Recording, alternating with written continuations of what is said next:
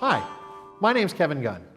I'm a lawyer, a consultant, a former Congressional Staffer, and former Energy Regulator. Throughout my career, I've prided myself on giving straight answers to tough questions. In this series, we're going to take complex concepts and put them into language everyone can understand.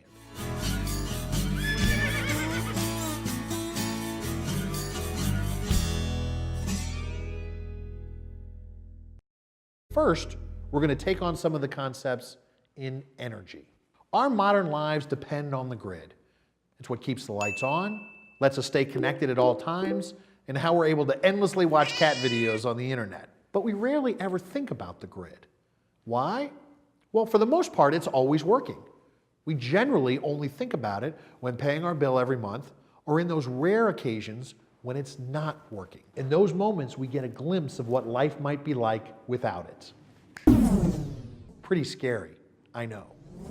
So what exactly is the grid and how does it work? Simply put, the grid is the sum of the power plants that generate electricity, the utility poles and wires that move it closer to our location, and other equipment like transformers and meters that deliver it into our homes. All of that happens and works together so the lights can stay on. The grid consists of three parts: generation, transmission, and distribution. Generation is the total of all things that generate electricity, like coal, natural gas, or nuclear power plants, solar panels, wind turbines, and hydroelectric dams. Now, these facilities are generally built away from the population.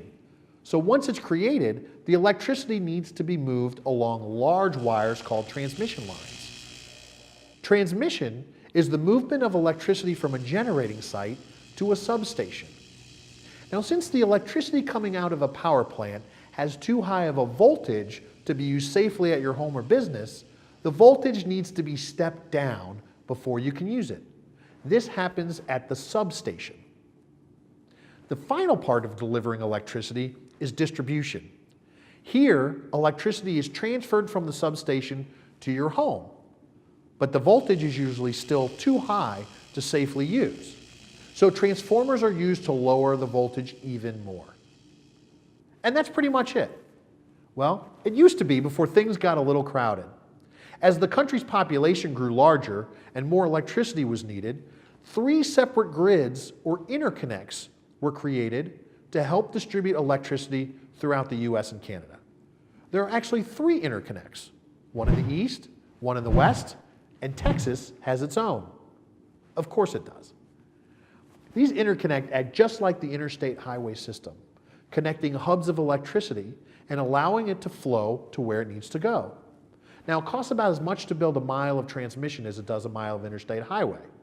That's actually one of the reasons for the 3 grids. They allow for shorter lines, which means less power lost on those lines and lower costs. So there you have it. All the things that generate, transmit, and distribute electricity are in total the grid. It's actually an incredibly intricate system that I could continue explaining for hours. But hopefully this gives you a simple understanding of the grid and what is actually happening behind the scenes to keep our homes and devices powered. Well, that's it for this episode. I'm Kevin Gunn, and we'll see you next time for more Straight Answers.